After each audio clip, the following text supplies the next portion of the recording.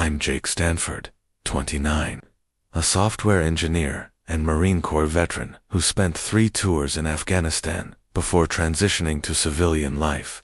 Last month, during a team meeting at TechFlow Solutions, my boss Derek publicly dismissed my suggestion for improving our cybersecurity protocols with a smirk. Maybe that military mindset just doesn't fit our innovative culture here. The room went silent as he continued. We need creative thinkers, not rigid soldiers. What Derek didn't know was that I'd been quietly analyzing our company's financial records after noticing suspicious activity, and I'd just discovered we were hemorrhaging money through a massive security breach that would bankrupt us within 60 days. But here's the thing about us veterans. We don't just identify problems, we solve them. And Derek was about to learn exactly how valuable that military mindset really was. Before we jump back in, tell me where you're tuning in from, and if this story touches you. Make sure you're subscribed because tomorrow, I've saved something extra special for you. Like this if you've ever been underestimated because of who you are. Let me take you back to how I ended up at TechFlow Solutions in the first place. My DD-214 discharge papers tell the official story. 3 tours in Afghanistan. Specialized training in cybersecurity and communications. Honorable discharge. What they don't capture is the hell of trying to translate military experience into civilian terms that hiring managers could understand. After my final deployment ended in 2022, I thought the hardest part was behind me. I was wrong.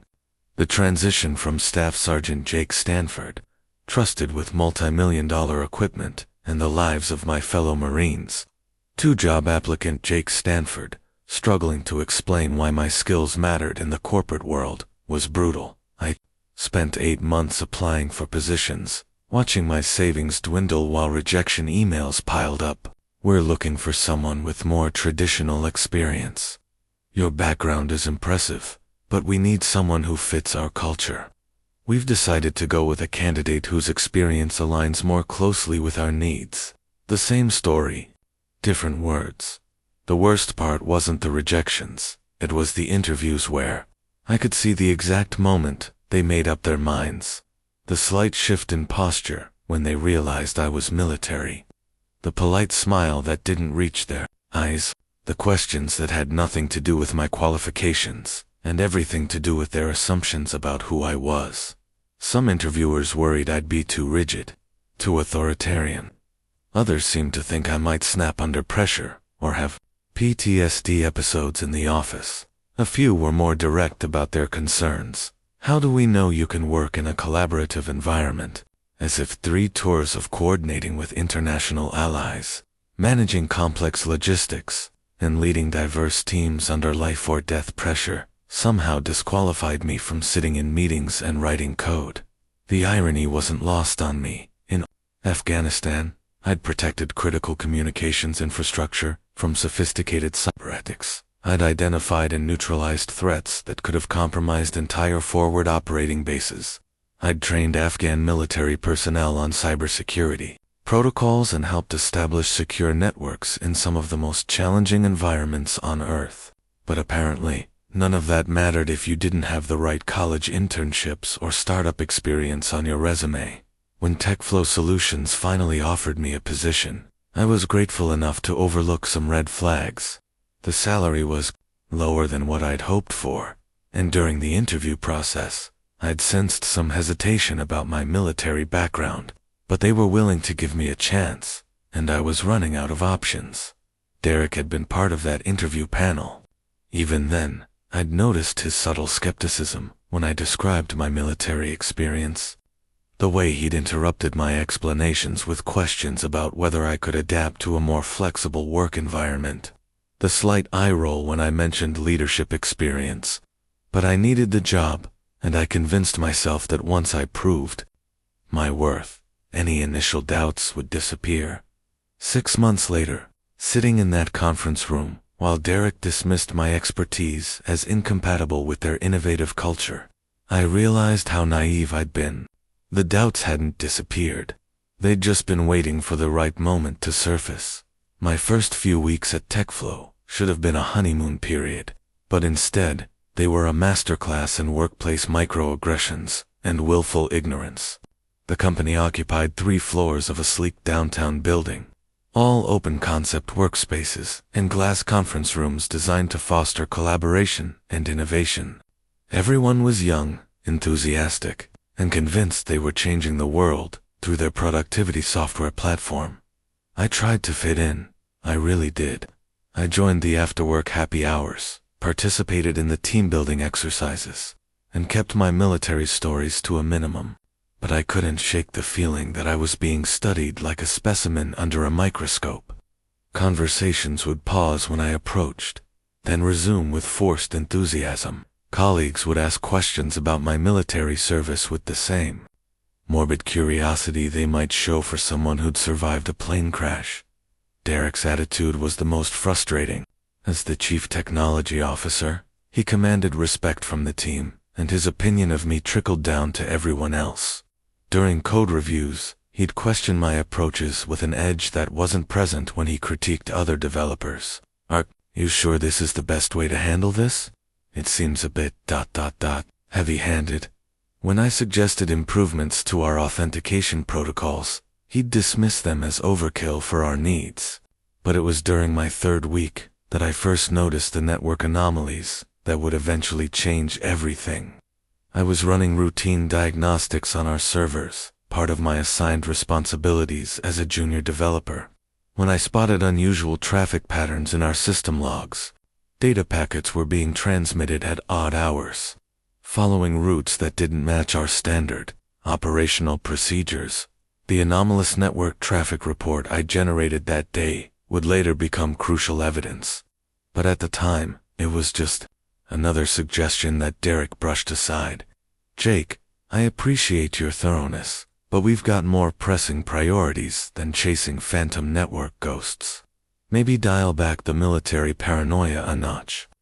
His words stung, but they also triggered something in me.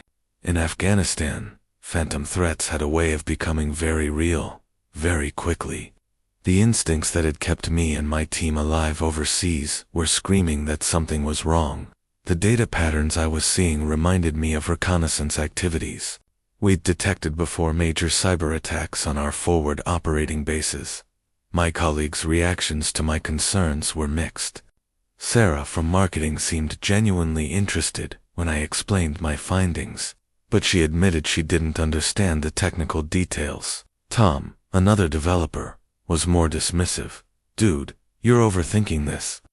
Derek's been here since the company started. If there was a real problem, he'd know about it."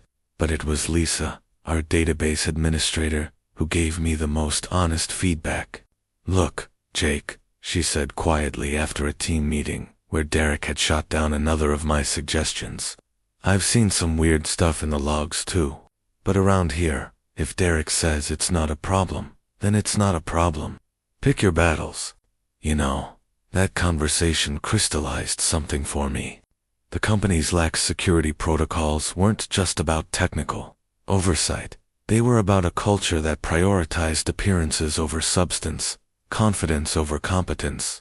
Derek had cultivated an environment where questioning his judgment was seen as disloyalty, and where military-trained attention to detail was viewed as excessive anxiety rather than professional diligence. As I watched those suspicious data patterns continue to evolve over the following days, I realized I was facing a choice: stay quiet and fit in, or trust my instincts and risk being labeled as the paranoid veteran who couldn't adapt to civilian life. The breakthrough came on a Thursday night in late October. Most of the office had cleared out by 7, but I'd stayed behind to dig deeper into those network anomalies that had been nagging at me for weeks. The building was quiet, except for the hum of servers and the occasional click of my keyboard as I traced data pathways through our system architecture. What I discovered that night would have been impossible to find during normal business hours. The suspicious activity only ramped up after most employees had logged off, when the hackers assumed no one would be watching.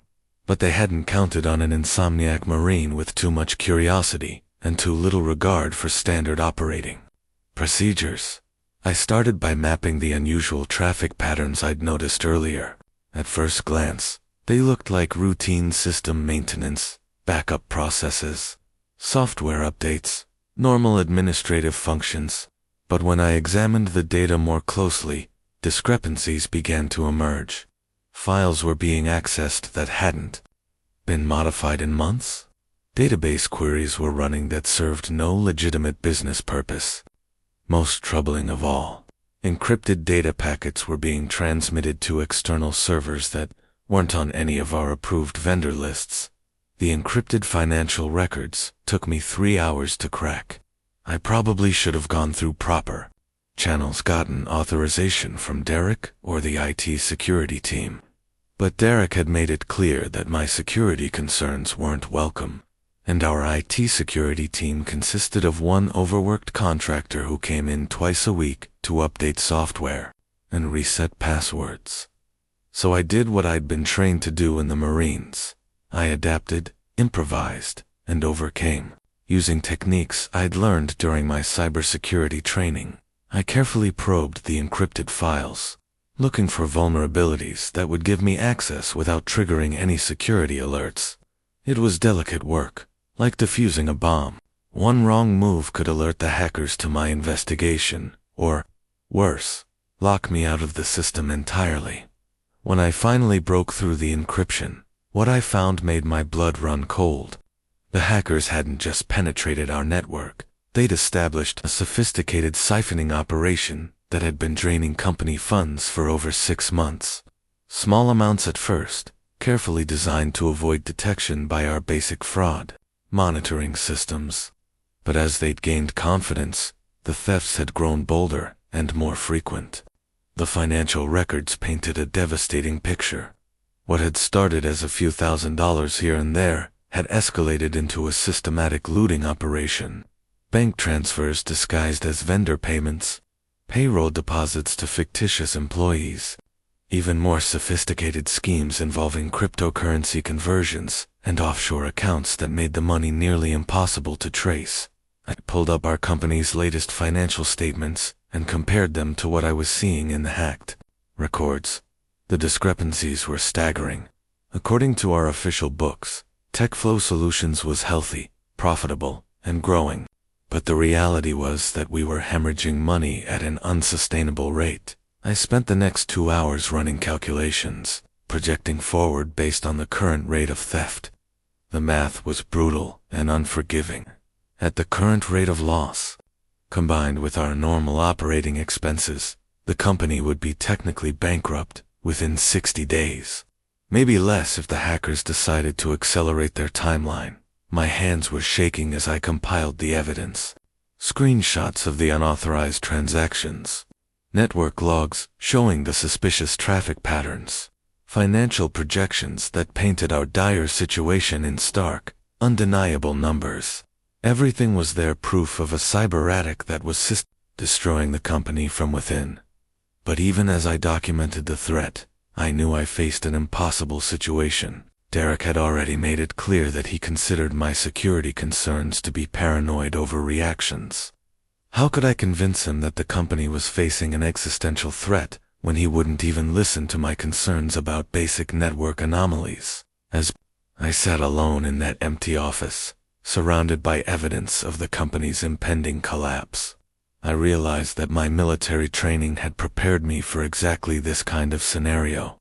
In Afghanistan, we'd faced situations where the chain of command was compromised, where standard procedures had failed, where individual initiative was the only thing standing between mission success and catastrophic failure.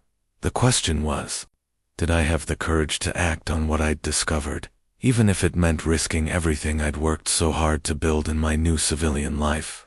That night, I went home and pulled out something I hadn't touched since leaving the Marines, my personal mission journal.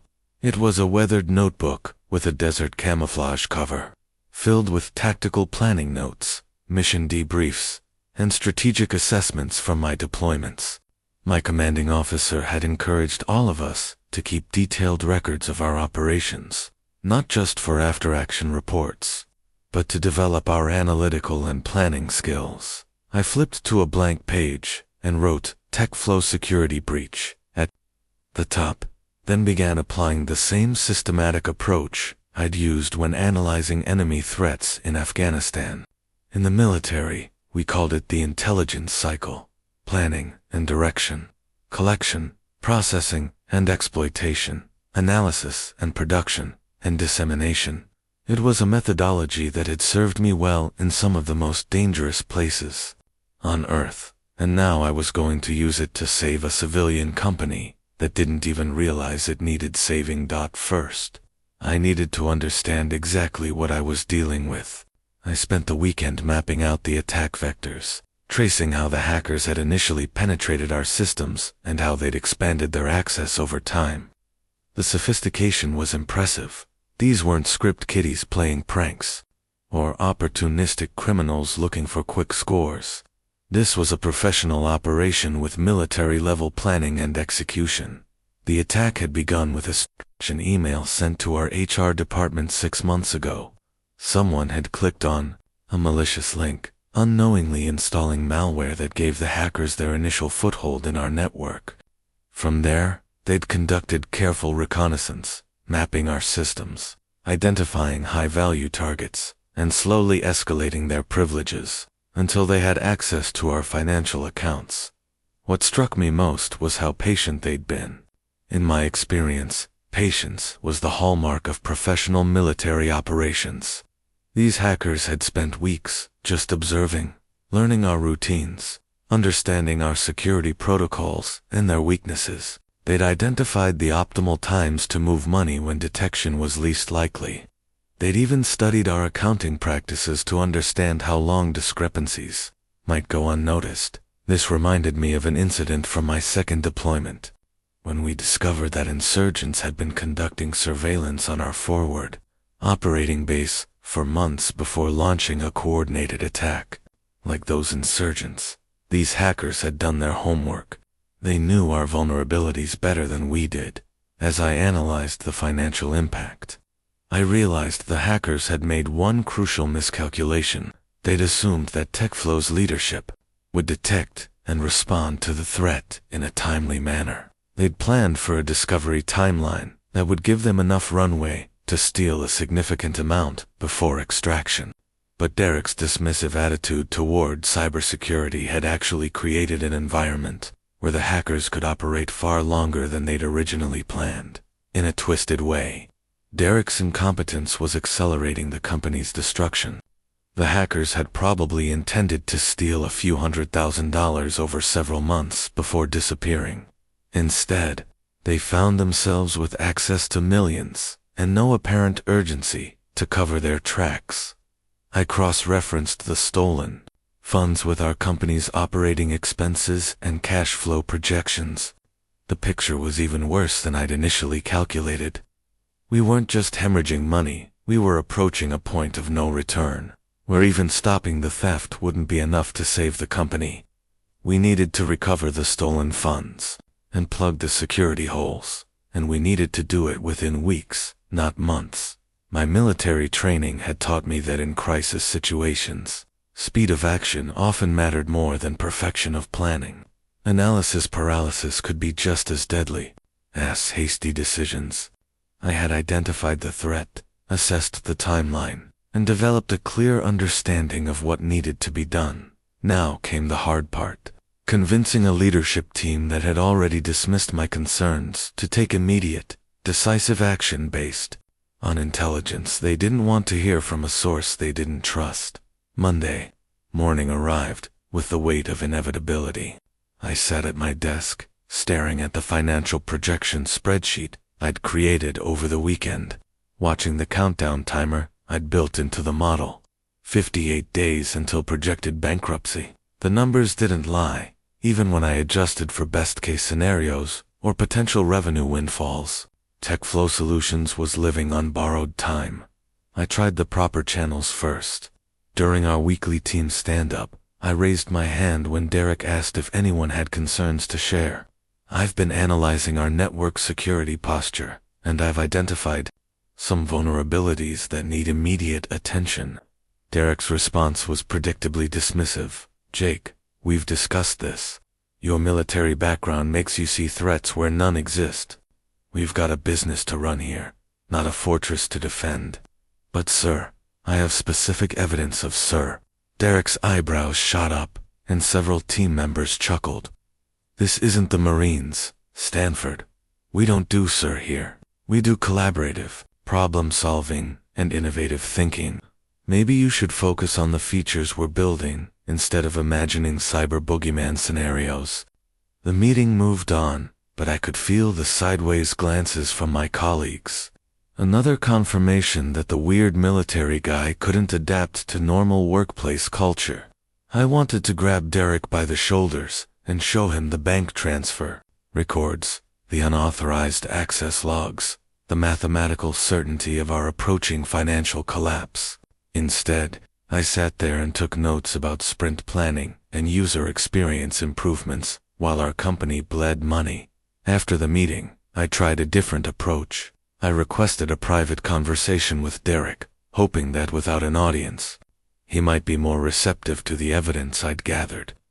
We met in his glass-walled office, surrounded by motivational posters about disruption and thinking outside the box.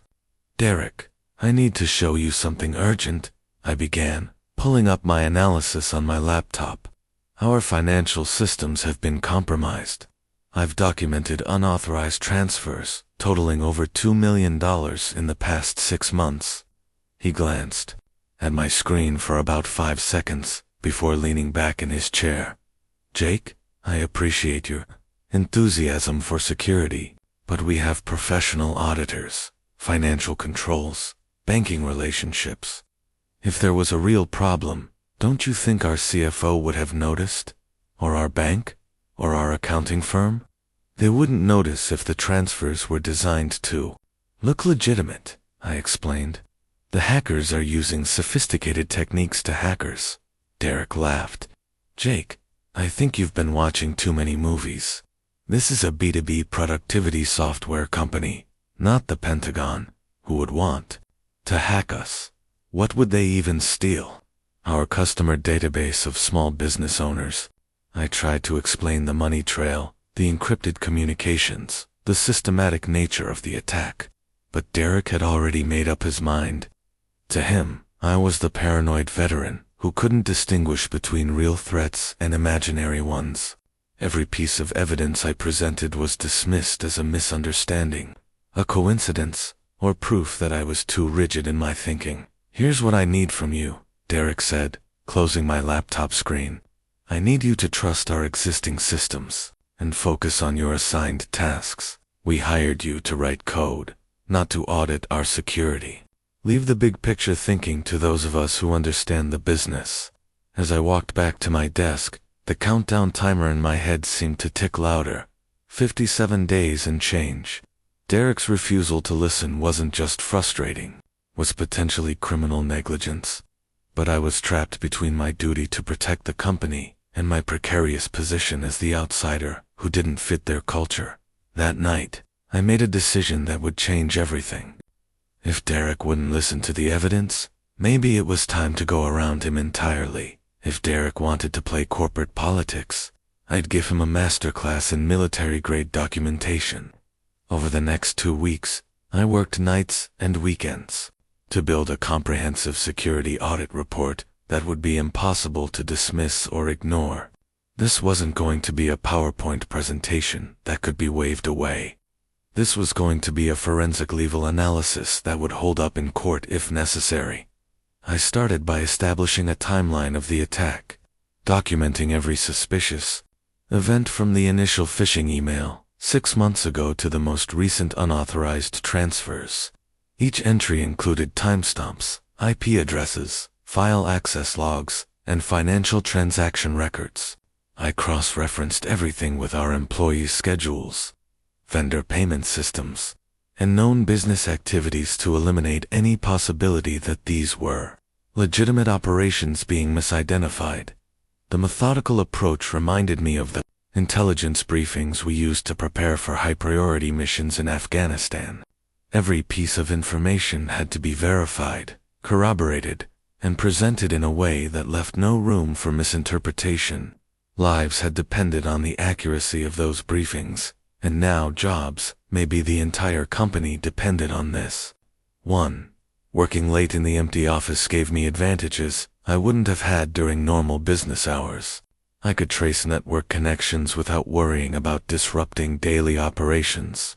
I could access system logs that might have been overwritten by the time morning came. Most importantly, I could observe the hackers' activities in real time, watching as they conducted their nightly raids on our financial accounts. The sophistication of their operation became clearer with each night of observation. They weren't just stealing money, they were creating an entire shadow financial system within our network. Fake vendor accounts that received payments for services never rendered. Phantom employees who collected paychecks for work never performed. Even more elaborate schemes involving currency conversion and cryptocurrency transactions, designed to make the stolen funds nearly impossible to trace.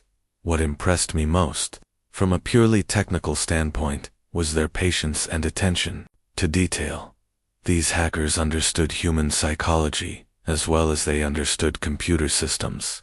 They knew that people see what they expect to see, and they'd crafted their theft methods to exploit that cognitive bias. A payment to Mountain View Technical Services looked legitimate in a list of vendor payments. A payroll deposit to Jennifer Martinez seemed normal in a company with dozens of employees. But they'd made mistakes too, and my military training had taught me to look for those vulnerabilities. They'd gotten comfortable with their success, and comfort breeds carelessness. I found instances where they'd reused IP addresses, created patterns in their transaction timing, and left digital fingerprints in places they thought no one would look. The financial impact analysis was the most damning section of my report. I'd created detailed projections showing not just what had been stolen, but what the continued theft would mean for the company's survival. The graphs and charts painted a stark picture. We were already operating at a loss when accounting for the stolen funds, and if the theft continued at the current rate, we would exhaust our credit lines and available cash reserves within 6 weeks. I also included a section on regulatory and legal implications. As a government contractor, TechFlow had certain cybersecurity obligations under federal law. Derek's failure to address known security vulnerabilities could expose the company to fines, lawsuits, and the loss of government contracts that represented 30% of our revenue. By the time I finished the comprehensive security audit report, it was 47 pages of irrefutable evidence, technical analysis, and strategic recommendations. Every claim was documented with multiple sources. Every financial projection was backed by verifiable data. Every technical conclusion was supported by log files, screenshots, and forensic evidence. Reading through the final document, I felt a familiar sense of completion, the same satisfaction I'd experienced after completing a successful mission briefing or intelligence report in the Marines.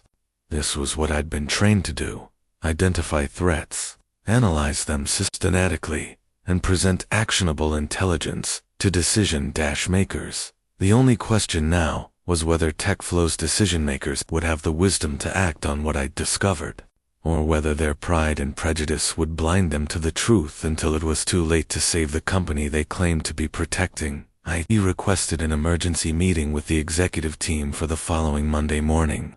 My email was carefully worded to convey urgency without sounding alarmist. Critical security vulnerabilities requiring immediate executive attention. Time-sensitive financial implications. Request 30 minutes for briefing and recommendations. Derek's response came within an hour. Jake, we've discussed your security concerns. Unless you have something genuinely urgent that can't wait for our quarterly security review, I'd prefer to handle this through normal channels. Normal channels. The same normal channels that had ignored 6 months of systematic theft. I replied with a more direct approach. Derek, I've documented unauthorized financial transactions totaling over $2.3 million. This requires immediate executive action. That got his attention. Within 20 minutes, He was standing at my desk with a look that mixed skepticism with annoyance. "You're claiming someone has stolen over $2 million from us? Jake, that's a serious accusation. You better have rock-solid evidence." "I do," I said, gesturing to my computer screen. "I've prepared a comprehensive presentation with full documentation. We need to brief the CEO and CFO immediately." Derek's expression shifted from skepticism to something approaching panic. For the first time since I'd known him, he seemed genuinely unsettled. But instead of the relief I'd expected, his discomfort made him more defensive, not less. The meeting was scheduled for Tuesday morning in the main conference room. I spent Monday night rehearsing my presentation, anticipating questions, and organizing my evidence for maximum impact. This was it, my chance to save the company and prove that my military mindset wasn't a liability but an asset. I arrived early Tuesday morning with printed copies of my key findings, backup files on multiple drives, and a presentation designed to walk the executive team through the evidence step by step. CEO Michael Roberts was there, along with CFO Linda, Chen, and Derek. The room felt tense from the moment I walked in. "Good morning," I began, connecting my laptop to the conference room display. "Thank you for making time for this briefing. What I'm about to show you represents an existential threat to TechFlow Solutions that requires immediate action." I'd made it through exactly 3 slides when Derek interrupted. "Before Jake continues, I want to establish some context. Jake is a recent hire with a military background who's been expressing concerns about various security issues since he started. While I appreciate his diligence, I'm concerned that his perspective may be influenced by his previous experience in high-threat environments that don't translate to our business context. It was a masterful piece of sabotage, delivered with the kind of polished professionalism that made it sound reasonable rather than discriminatory." Derek had just told the executive team that anything I said should be filtered through the assumption that I was a paranoid veteran who couldn't distinguish between real and imaginary threats. CEO Roberts nodded thoughtfully. "I see, Jake. Why don't you walk us through your concerns, and we'll evaluate them in that context." I tried to salvage the presentation, but Derek's preemptive strike had poisoned the well. Every piece of evidence I presented was met with questions about my interpretation, my methodology, my understanding of normal business operations. When I showed them the unauthorized financial transfers, CFO Chen suggested they might be legitimate payments I simply didn't understand. When I demonstrated the network intrusions, Derek questioned whether I had the proper authority to be monitoring those systems in the first place. The meeting ended with polite thanks and vague promises to look into my concerns. Roberts asked Derek to follow up with a more detailed analysis, effectively putting the fox in charge of investigating the henhouse. As we filed out of the conference room, Derek caught my arm. "Jake, I hope you understand that false alarms about financial theft are serious matters. If you're wrong about this, it could be considered defamation of the company. I'd hate to see your career here end over a misunderstanding." The threat was clear, even wrapped in concerned language. Keep quiet, or face the consequences.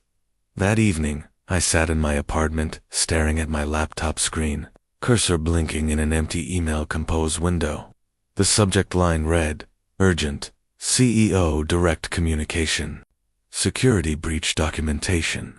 Below it, CEO Michael Roberts' email address waited for a message that could either save the company or end my career. Derek had made his position clear. Any further security concerns should go through him. But Derek was either incompetent or complicit, and I couldn't determine which possibility was worse. In the Marines, we had a saying, when the chain of command is compromised, mission accomplishment requires tactical adaptation. This was my tactical adaptation. I spent 2 hours crafting the email, balancing urgency with professionalism, facts with diplomacy. I needed to get Robert's attention without sounding like a disgruntled employee making wild accusations. The challenge was conveying 6 months of systematic theft in a format that a busy CEO would actually read and take seriously. "Mr. Roberts," I began, "I am writing to inform you of critical security vulnerabilities that pose an immediate financial threat to TechFlow Solutions. I have documented evidence of unauthorized access to our financial systems, resulting in theft exceeding $2.3 million over the past 6 months. The attached analysis indicates the company will face bankruptcy within 45 days if this activity continues unchecked." I attached a condensed version of my security audit report, focusing on the most damaging evidence and clearest financial projections, screenshots of unauthorized transfers, network logs showing external access, bank records that didn't match our internal accounting. Everything was there, organized for maximum impact and minimum ambiguity. The final paragraph was the hardest to write. I have attempted to address these concerns through normal channels, but have been unable to secure appropriate response from the IT leadership team. Given the time-sensitive nature of this threat, I felt obligated to bring it to your direct attention. I am available immediately to provide additional briefing or clarification. I read the email 3 times before sending it, once to check for accuracy, once to verify tone and professionalism, and once to make sure I was prepared for the consequences. Sending this email was career suicide if I was wrong, but financial suicide for the company if I was right and did nothing. The send button felt heavier than any trigger I'd ever pulled in Afghanistan. Derek's retaliation came the next morning, swift and brutal. I arrived at the office to find him waiting at my desk with Linda from HR. "Jake, we need to talk," he said, his voice carrying the fake concern that managers use when they're about to destroy someone's life professionally. The HR meeting was a masterclass in corporate character assassination. Derek had prepared a file of my performance issues over the past 6 months, questioning established procedures, exceeding assigned responsibilities, demonstrating inflexibility in collaborative environments, making colleagues uncomfortable with inappropriate security concerns. "We're not firing you," Linda explained with practiced sympathy, "but we are placing you on a performance improvement plan. For the next 90 days, you'll be expected to focus exclusively on your assigned coding tasks. No security analysis, no system monitoring, no unauthorized access to financial records. Any deviation from this plan will result in immediate termination." The irony was suffocating.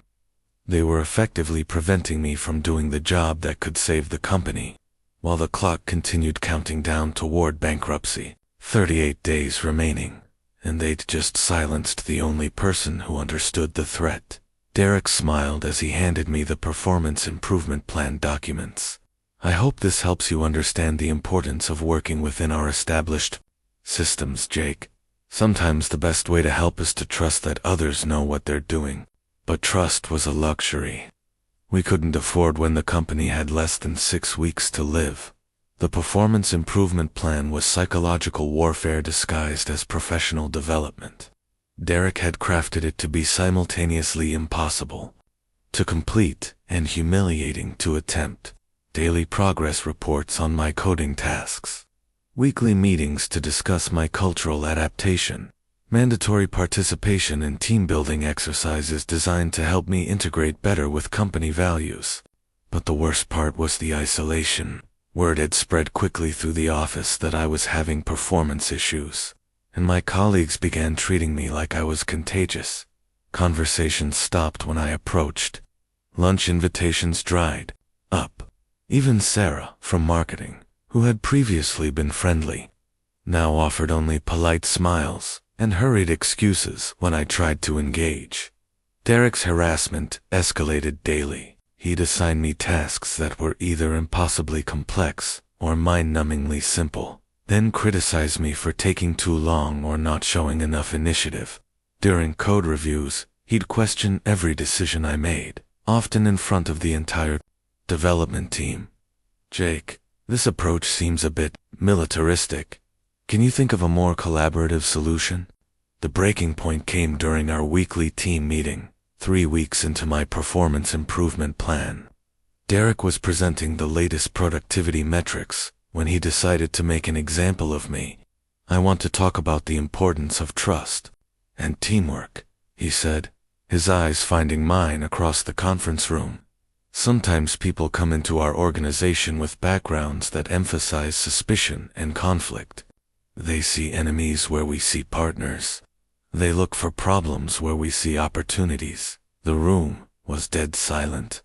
Everyone knew he was talking about me, and everyone was too uncomfortable to meet my eyes. Derek continued, warming to his theme. "In our industry, paranoia isn't a virtue. We need people who can see the big picture, who trust their colleagues, who understand that sometimes the greatest threat to success is fear itself." I felt something snap inside me. Not anger. Anger was too small for what I was experiencing. This was the cold, crystalline fury that had kept me alive in Afghanistan when everything went sideways and survival depended on absolute clarity of purpose. I stood up slowly, and Derek's monologue faltered. "Is there something you'd like to add, Jake?" "Yes," I said quietly. "I'd like to add that while you've been giving speeches about trust and teamwork, this company has lost another $400,000 to hackers who are systematically draining our accounts. I'd like to add that your big picture vision apparently doesn't include basic cybersecurity or financial oversight. And I'd like to add that your fear of being wrong is going to destroy this company and cost everyone in this room their jobs." The silence that followed was absolute. Derek's face cycled through shock, anger, and calculation before settling on cold professionalism. "Jake, I think you need to step outside and cool down. We'll continue this conversation privately." But I wasn't done. 6 months of frustration, 3 weeks of harassment, and the knowledge that we had less than 30 days before bankruptcy had burned away every diplomatic instinct I possessed. "No, Derek.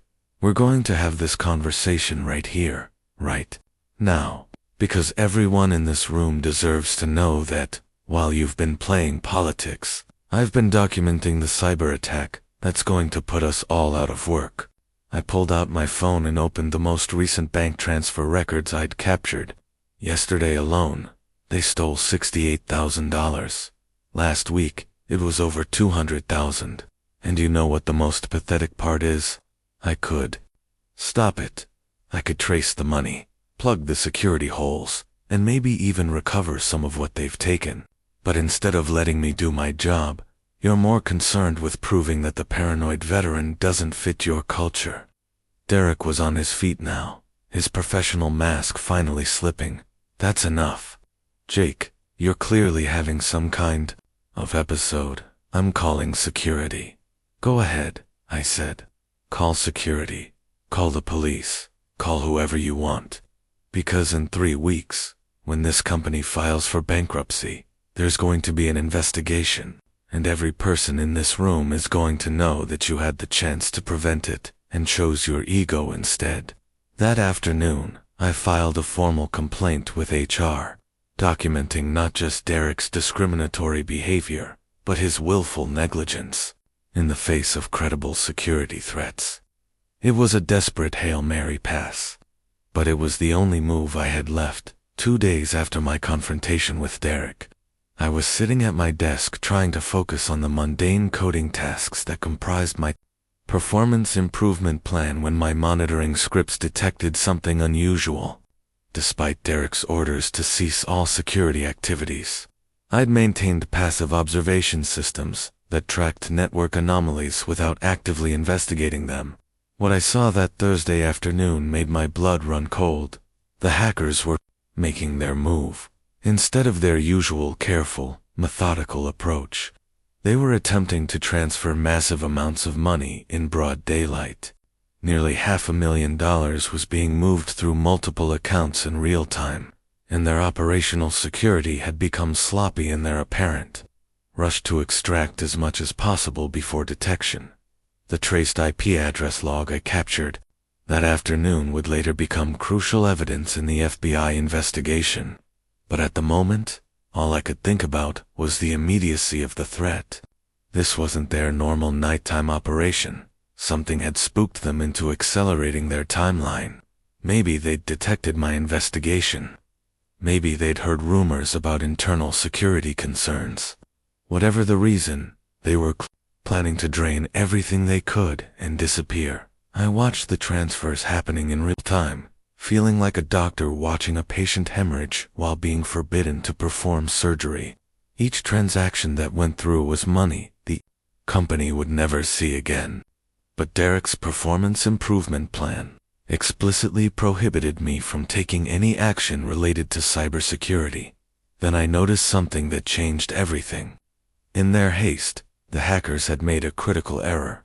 They'd routed one of their transfers through a server that bounced the connection back through our own network infrastructure, essentially creating a loop that gave me direct access to their command and control system. It was like they'd accidentally left their front door open while robbing the house. Military training had taught me that when the enemy makes a tactical error, you exploit it immediately and decisively. But I wasn't a soldier anymore. I was a civilian employee under explicit orders not to engage in security activities. Taking action could result in immediate termination and potential legal consequences. I had about 30 seconds to make a decision that would determine whether TechFlow Solutions survived or collapsed. Screw Derek's orders. I initiated a counterattack, using techniques I'd learned in the Marines, carefully probing the hackers' exposed systems while documenting everything for later evidence. What I found was a complete operational setup, stolen data from dozens of companies, financial records showing millions in theft across multiple victims, and communication logs that revealed the scope of their criminal enterprise. More importantly, I found their kill switch, the mechanism they used to cover their tracks and destroy evidence. If I could trigger it while maintaining copies of their data, I could potentially stop their current operation and provide law enforcement with enough evidence to track them down. The counterattack took exactly 8 minutes. I managed to disrupt their current transfers, copy their operational files, and trigger their security protocols in a way that locked them out of our systems while preserving evidence of their activities. It was surgical, precise, and completely unauthorized. As I watched their connection attempts fail and their transfer operations abort, I felt the familiar satisfaction of a successful mission. But I also knew that I'd just violated direct orders from my supervisor and potentially committed unauthorized access to computer systems. The evidence I'd gathered was invaluable, but it had come at the cost of my job and possibly my freedom. Derek would have grounds to fire me immediately, and depending on how the legal issues played out, I might face criminal charges for unauthorized hacking. But for the first time in months, the company's bank accounts weren't being drained. Sometimes, doing the right thing meant accepting the consequences. The success of my counterattack had given me something I hadn't possessed in months: initiative. For the first time since discovering the breach, I wasn't just documenting the damage, I was actively preventing it. But I also knew that my unauthorized actions had put me in an impossible position. Derek would use my violation of the performance improvement plan to justify immediate termination, and without my continued monitoring, the hackers would likely re-establish their access within days. I made a decision that would have been considered insubordination in the military, and was definitely grounds for firing in the corporate world. I was going to implement comprehensive security measures, with or without authorization. Working through the night, I began installing what I privately called emergency protocols throughout TechFlow's network infrastructure. The system access logs I generated that night would later show the scope of my unauthorized activities. But they would also demonstrate that every action I took was designed to protect the company's assets and data. I started with the most critical vulnerabilities, the pathways the hackers had used to gain initial access, and the backdoors they'd installed for persistent access. Each security hole I plugged was like applying a tourniquet to a bleeding wound. The hackers might find new ways in, but it would take time and effort that their previous comfortable setup hadn't required. Next, I implemented monitoring systems. that would alert me immediately to any suspicious activity. I couldn't be watching the network 24 hours a day, but I could create automated systems that would function as an early warning network. If the hackers tried to re-establish their foothold, I would know within minutes instead of weeks. The most dangerous part of my unauthorized security implementation was modifying our financial systems to require additional authentication for large transfers. This wasn't just cybersecurity. This was directly altering business processes without permission. But the hackers had been exploiting our loose financial controls, and closing those loopholes was essential to preventing future theft. By morning, I had fundamentally transformed TechFlow's security posture. What had been a wide-open network with minimal protection was now a hardened system with multiple layers of defense. The hackers would find their previous access routes blocked, their backdoors sealed, and their financial manipulation capabilities severely restricted. I also knew that I had committed what amounted to a cyber coup. I had unilaterally decided that protecting the company was more important than following orders, and I had taken actions that exceeded my authority by several orders of magnitude. Derek would be furious, and he would have legitimate grounds for my immediate termination. But as I reviewed the overnight system logs showing no unauthorized access attempts, no suspicious data transfers, and no financial theft for the first time in 6 months, I felt a sense of professional satisfaction that reminded me why I had joined the military in the first place. Sometimes protecting people meant making decisions that others couldn't or wouldn't make. The real test would come when Derek discovered what I had done. I had deliberately left digital fingerprints throughout my security implementations, not out of carelessness, but because I wanted there to be a clear record of exactly what I had accomplished. If the company survived the next few days, they would need to understand what systems I had put in place and how to maintain them. I spent Friday morning documenting everything I had done, creating a comprehensive guide that would allow other IT professionals to understand and maintain the security measures I had implemented. It was both a user manual and a confession, detailed instructions for maintaining the systems, alongside evidence of every unauthorized action I had taken. When Derek arrived at the office that morning, I was waiting at his desk with a printed copy of my overnight activities. "Derek, we need to talk," I said, holding up the documentation. "I've taken some actions regarding our security situation that you need to be aware of." His expression shifted from annoyance to alarm as he scanned the first few pages of my report.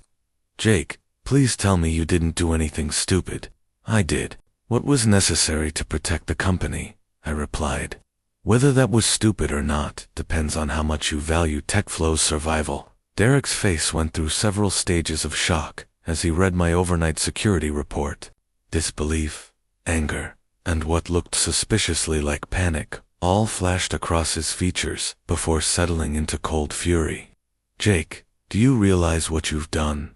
You've violated direct orders, accessed systems without authorization, and potentially exposed the company to liability.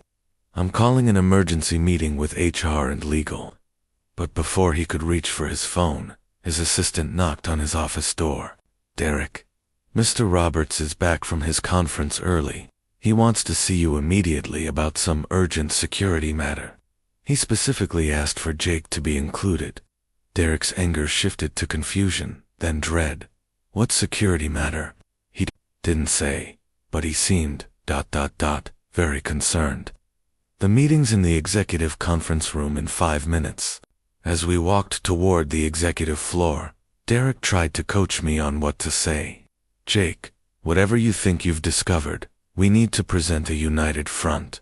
Don't make the company look incompetent. Don't make it seem like we've lost control of the situation." I didn't respond. The time for united fronts had passed about $2.3 million ago. CEO Michael Roberts was waiting in the conference room with CFO Linda Chen and someone I didn't recognize, a woman in a dark suit who had the unmistakable bearing of federal law enforcement.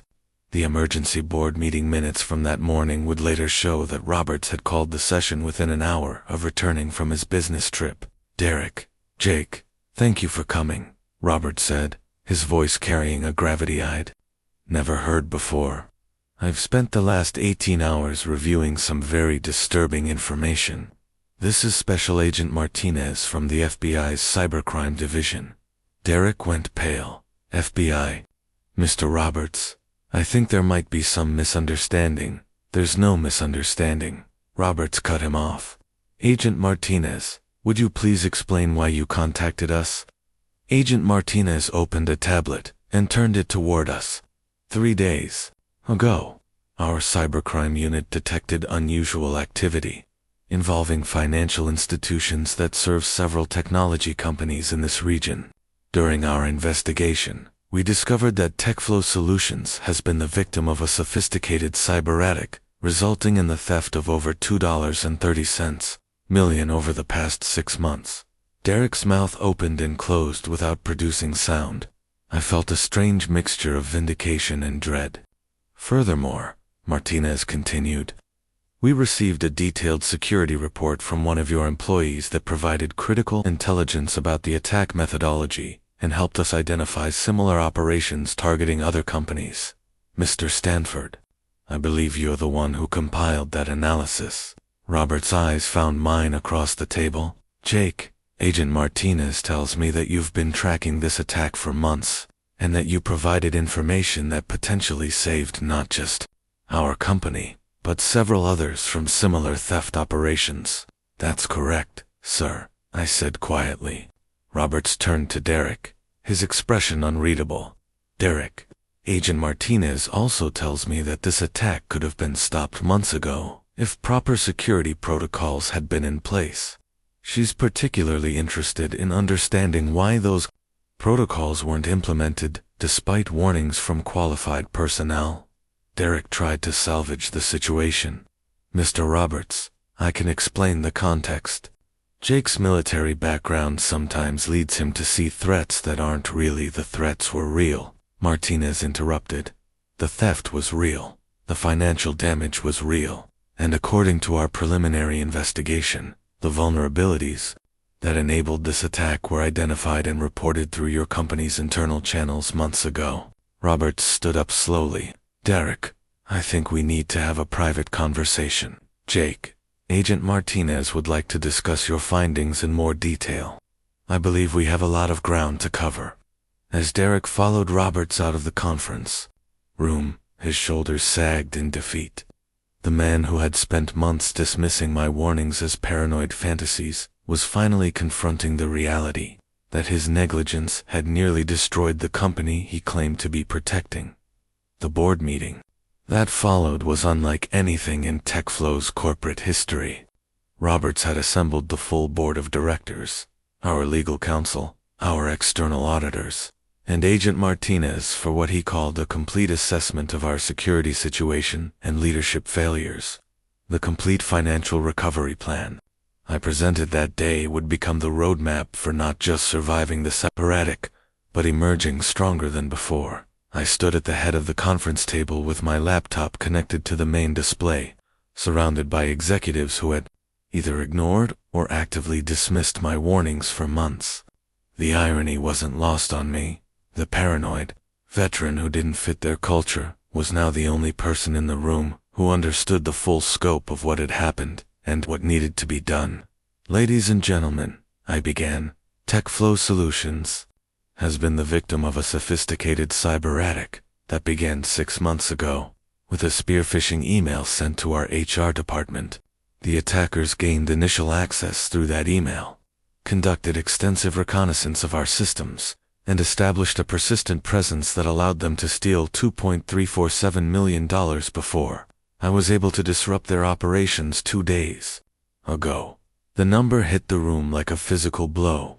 Board member Patricia Williams actually gasped, even though Agent Martinez had mentioned the figure earlier. Seeing it displayed on the screen alongside detailed financial projections made the reality unavoidable. I walked them through the complete attack timeline, explaining how the hackers had patiently mapped our systems, identified our financial processes, and crafted theft mechanisms designed to avoid detection.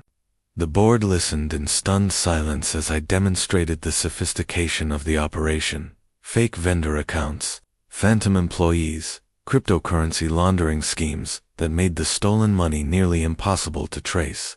The good news, I continued, is that we caught this attack before it achieved its ultimate goal. Based on the operational documents I recovered from their systems, the hackers planned to steal approximately $4.2 million before extraction. We lost just over half of their target amount. CFO Chen leaned forward. Jake, when you say you recovered operational documents, what exactly do you mean? I clicked to the next slide, showing screenshots of the hackers' internal communications and planning documents. During their final major operation attempt, the attackers made a critical operational security error that gave me access to their command and control systems. I was able to capture their complete operational files, including attack plans targeting 12 other companies in similar industries. Agent Martinez nodded approvingly. Mr. Stanford's intelligence gathering has been instrumental in our broader investigation.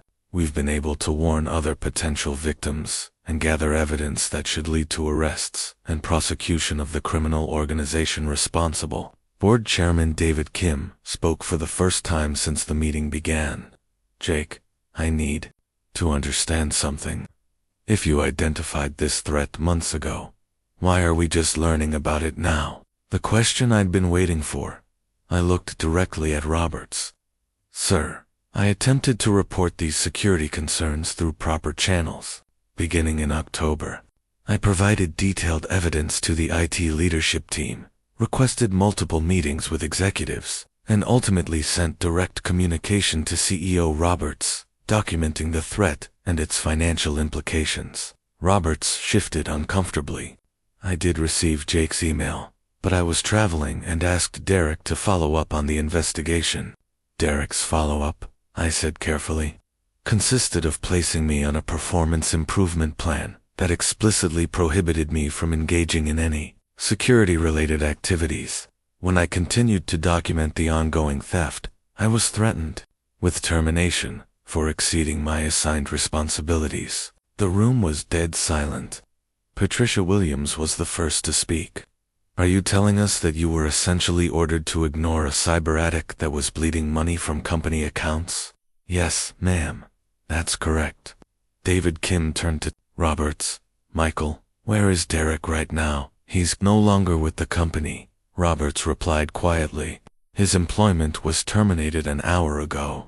I felt no satisfaction at Derek's downfall, only a grim acknowledgement that justice had finally been served. But the real work was just beginning. The recovery plan I'm proposing, I continued, addresses both immediate security concerns and long-term organizational changes needed to prevent future incidents. We need to implement enterprise-grade cybersecurity protocols, establish proper incident response procedures, and create a corporate culture that rewards rather than punishes security awareness. Agent Martinez added, we're also working with your bank and federal financial agencies to attempt recovery of the stolen funds. Mr. Stanford's evidence gives us our best chance of tracing the money and potentially recovering a significant portion of what was taken. As I outlined my comprehensive strategy for rebuilding TechFlow's security infrastructure, I realized that everything had changed. I was no longer the outsider trying to fit into their culture. I was the expert they desperately needed to guide them through the biggest crisis in company history. Derek's termination letter arrived at his desk while the board meeting was still in session. I didn't witness his final moments at TechFlow, but Sarah from marketing later told me it was one of the most uncomfortable scenes she'd ever observed in a corporate environment. According to the security footage that HR reviewed later, Derek had spent the hour after our emergency meeting frantically trying to cover his tracks. He'd attempted to delete emails related to my security warnings, modify incident reports to downplay the threats I'd identified, and even tried to alter the timeline of when various security concerns had been raised. It was a desperate attempt to rewrite history that only made his negligence more obvious. When Roberts returned from the board meeting with Derek's termination letter, He found Derek at his computer, surrounded by printed emails, and looking like a man who'd just realized his house was on fire. Roberts later described the conversation to the senior staff as brief and professionally devastating. Derek, Roberts had said, effective immediately, your employment with TechFlow Solutions is terminated. Security will escort you from the building, and you have 20 minutes to collect your personal items. Derek's response was predictable. Denial, deflection, and desperate attempts to shift blame. Michael, you have to understand the context. Jake's military background made him see threats everywhere. I was trying to maintain team morale and prevent unnecessary panic. You can't hold me responsible for an unsophisticated attack that even cybersecurity professionals might have missed. But Roberts had spent the previous 3 hours reviewing evidence that made Derek's excuses impossible to defend. The documentary evidence was overwhelming. Months of detailed security warnings that had been dismissed, expert analysis that had been ignored, and specific threats that had been minimized or buried entirely. Derek, Roberts had replied. Jake identified the exact method of attack in October. He provided specific evidence of unauthorized financial transfers in November. He documented the attack's progression and financial impact in December. He even predicted the timeline for bankruptcy if the theft continued. Every piece of information needed to stop this attack was provided to you months ago. The termination letter itself was a masterpiece of corporate legal language that managed to be both professionally courteous and absolutely damning. It cited failure to respond appropriately to credible security threats, negligent oversight of critical IT infrastructure, and demonstrated inability to evaluate and act upon expert security assessments. But the most devastating line was simple and direct. These failures of leadership resulted in direct financial harm to the company and its stakeholders. What made Derek's downfall particularly pathetic was how completely he had misread the situation. Even as security was escorting him from the building, he was still trying to frame the narrative around my supposed psychological problems and military-induced paranoia. He actually stopped at my desk on his way out, apparently thinking he could still salvage something from the wreckage of his career. Jake, he said, with security guards flanking him and the entire office watching. I hope you understand that this witch hunt isn't going to solve the real problems. You can't run a business like a military operation. When this all shakes out, they're going to realize that your approach isn't sustainable in a corporate environment. I looked up from my laptop, where I was drafting new security protocols that would become company policy within the week. Derek, I'm not running this like a military operation. I'm running it like a competent cybersecurity operation. The difference is that military operations have consequences for failure. His face reddened, but before he could respond, one of the security guards gently took his arm. Sir, we need to finish this process. As Derek was escorted from the building, carrying a cardboard box of personal items and muttering about lawsuits and wrongful termination, I felt a complex mixture of emotions. There was relief, certainly relief, that the obstruction was finally removed, that the threat to the company could be properly addressed, that my warnings had been vindicated. But there was also sadness for the waste of it all. Derek's ego and prejudice had nearly destroyed a company and cost dozens of people their jobs. Most of all, though, there was a sense of responsibility. With Derek gone, I was now the person everyone would look to for guidance on rebuilding our security infrastructure and preventing future attacks. The skeptical veteran who supposedly didn't fit their culture had suddenly become essential to their survival. The real test wasn't exposing Derek's incompetence. It was proving that my approach could actually save the company he'd nearly destroyed. With Derek gone and the board's full support behind me, I finally had the resources and authority to implement the comprehensive security overhaul that TechFlow desperately needed. The FBI cooperation agreement I signed that week marked the beginning of what Agent Martinez called one of the most successful private sector cybersecurity recovery operations she'd ever witnessed. The first priority was ensuring that our systems were completely secure from further intrusion. Working 18-hour days, I implemented military-grade security protocols throughout our entire network infrastructure. Every server was hardened, every access point was secured, and every user account was verified and authenticated through multiple layers of protection. But securing the systems was only half the battle. The FBI had opened a formal investigation into the criminal organization that had attacked us, and my evidence was central to their case. I spent hours each day working with federal agents, walking them through the attack methodology, explaining the technical details of how the theft had been accomplished, and helping them understand the broader implications for other potential victims. Agent Martinez was particularly impressed with the operational intelligence I'd gathered during my counterattack.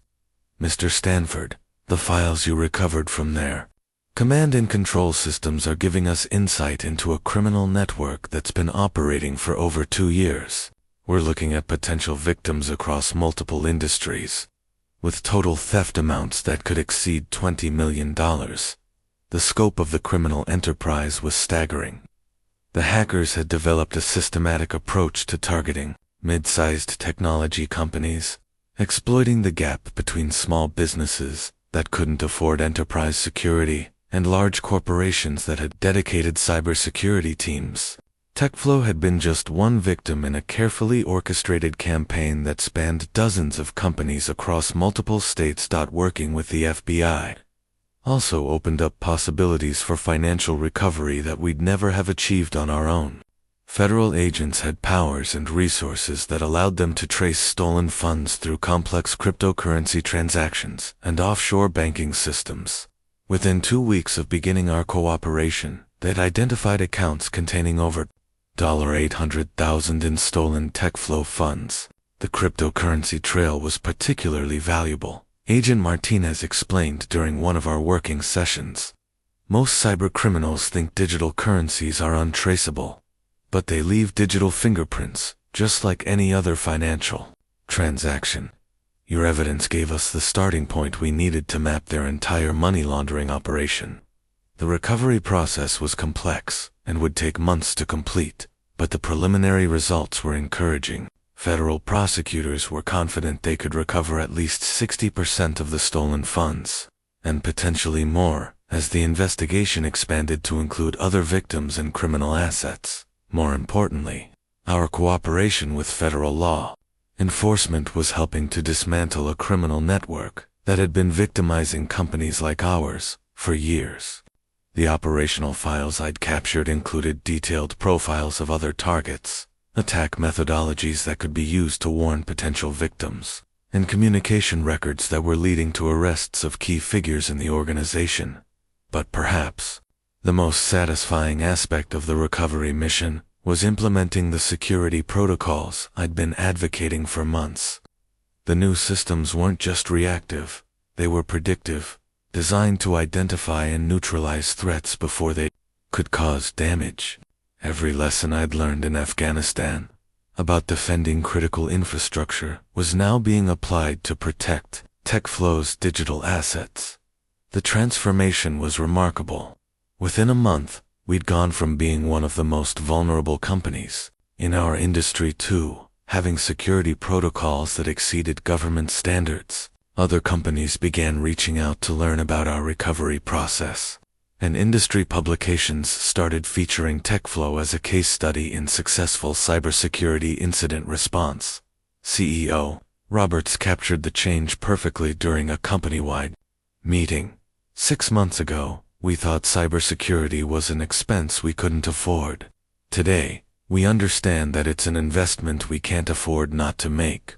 Jake's expertise didn't just save our company, it transformed our entire approach to protecting our business and our employees. As I watched our newly secured systems operate flawlessly, monitoring threats in real time and automatically neutralizing potential attacks, I realized that everything had come full circle. The military mindset that Derek had dismissed as with corporate culture had become the foundation of TechFlow's new security-first approach to business operations. We weren't just surviving the cyber-attic, we were emerging stronger, smarter, and better prepared for the challenges of operating in an increasingly dangerous digital landscape. The promotion letter arrived on a Tuesday morning in January, exactly 2 months after Derek's termination. CEO Roberts had called me into his office to discuss your future role in the organization, but I hadn't expected the formal offer that awaited me. Chief Security Officer, reporting directly to the CEO, with full authority over all cybersecurity operations and a salary that reflected the value the company now placed on protecting its digital assets. Jake, Roberts said as he handed me the official promotion documents, I need you to understand that this isn't just a promotion, it's a fundamental change in how TechFlow approaches security. We're not just giving you a new title, we're giving you the authority to implement whatever measures you believe are necessary to protect this company. The irony of the situation wasn't lost on either of us. The paranoid veteran who had supposedly been unable to adapt to corporate culture was now being placed in charge of reshaping that culture around security and risk management principles that the company had previously dismissed as excessive. My first initiative as CSO was implementing company-wide security training based on the lessons learned from our site. Every employee, from entry-level developers to senior executives, would receive comprehensive education on recognizing threats, following security protocols, and understanding their role in protecting company assets. But the training wasn't just about technical procedures. It was about changing mindset. I wanted every TechFlow employee to understand that security wasn't the responsibility of one department. It was a shared obligation that required vigilance, expertise, and the courage to speak up when something didn't seem right. The response from my colleagues was dramatically different from the skepticism I'd faced just months earlier. Sarah from marketing approached me after the first training session with genuine enthusiasm. Jake, I never realized how sophisticated these attacks could be. The examples you showed us from our own incident, it's terrifying how convincing those fake emails were. Tom, the developer, who had once dismissed my concerns as overthinking, was equally supportive. Man, I owe you an apology. I thought you were being paranoid, but after seeing what those hackers actually did to our systems, Derek really screwed up by not listening to you. Even more gratifying was the respect I was receiving from industry peers. The cybersecurity community had taken notice of TechFlow's recovery story, and I was increasingly being invited to speak at conferences, participate in industry panels, and consult with other companies facing similar threats. The policy changes I implemented went far beyond technical security measures. We established new protocols for reporting suspicious activity, created clear escalation procedures for security concerns, and most importantly, instituted a zero-tolerance policy for retaliating against employees who raised legitimate security issues. Never again, I explained to the board during my first quarterly security briefing, will this company punish someone for identifying threats or questioning established procedures. Security awareness is a valuable skill set that should be rewarded, not discouraged. The transformation was evident in every aspect of our operations. Our client retention rates improved as customers gained confidence in our security practices. Our insurance premiums decreased as we demonstrated comprehensive risk management. Our employee satisfaction scores increased as people felt more secure and valued in their work environment. Most importantly, we had created a culture where attention to detail was seen as an asset rather than a liability. When I hired 2 additional cybersecurity specialists, both military veterans, there was no resistance from management and no concerns about cultural fit. The company had learned that sometimes the people who see threats others miss are exactly the people you need, protecting your most valuable assets. Looking back at Derek's dismissive comments about military mindset not fitting innovative culture, I realized that innovation without security was just reckless experimentation. True innovation required the foundation of trust and protection that only comprehensive security could provide. 6 months after Derek's termination, I was sitting in the same conference room where he had once dismissed my military mindset as incompatible with corporate culture. This time, I was leading a presentation to potential investors who were considering a major funding round based largely on TechFlow's reputation as an industry leader in cybersecurity practices. The company newsletter feature that had run the previous week told the complete story of our transformation. But sitting across from these investors, I realized how much had changed beyond just our security posture. TechFlow had become a different kind of company, one that valued expertise over politics, substance over appearance, and results over comfortable assumptions. Mr. Stanford, one of the investors asked, "Can you walk us through how your military background contributed to identifying and resolving the security crisis?" It was the same question that Derek had once used to marginalize my contributions. But now, it was being asked with genuine respect for the value that military training brought to civilian challenges. I explained how intelligence gathering techniques had helped me track the hackers, how systematic analysis had revealed the scope of their operation, and how decisive action under pressure had prevented complete financial collapse. The military teaches you to see patterns that others miss, I concluded, and to trust your instincts even when conventional wisdom suggests you're wrong. In cybersecurity, those skills are invaluable. After the investors left, CEO Roberts pulled me aside for a private conversation. "Jake, I want you to know that your story has become part of our recruiting strategy. We're actively seeking military veterans for positions throughout the company, not just in security roles." The policy change represented a complete reversal from the skepticism I'd faced during my own hiring process. TechFlow was now explicitly valuing military experience as a competitive advantage rather than a cultural liability. "We've learned that diversity of background creates strength of perspective," Roberts continued. "Your experience in high-stakes environments gave you insights that our traditional hiring approaches never would have identified." That afternoon, I received an email that perfectly captured how far we'd come. It was from Marcus Rodriguez, a Marine veteran who had just been hired as our new business development manager. "Jake," he wrote, "I wanted to thank you for making TechFlow a place where military experience is valued rather than questioned. During my interview, they specifically mentioned your success story as an example of the kind of leadership and expertise they're looking for." Reading that message, I thought about all the veterans who were still struggling with the transition to civilian careers, still facing skepticism about whether their skills translated to corporate environments, still dealing with assumptions about their ability to adapt and contribute. The truth was that military training didn't make us incompatible with corporate culture. It made us invaluable in situations where conventional thinking failed and decisive action was required. We didn't need to apologize for our attention to detail, our systematic approach to problem solving, or our willingness to challenge authority when we identified genuine threats. As I looked around the TechFlow office that evening, watching my colleagues work confidently in an environment they knew was secure, I realized that everything had indeed come full circle. The paranoid veteran who supposedly didn't fit their culture had become the foundation upon which their new culture was built.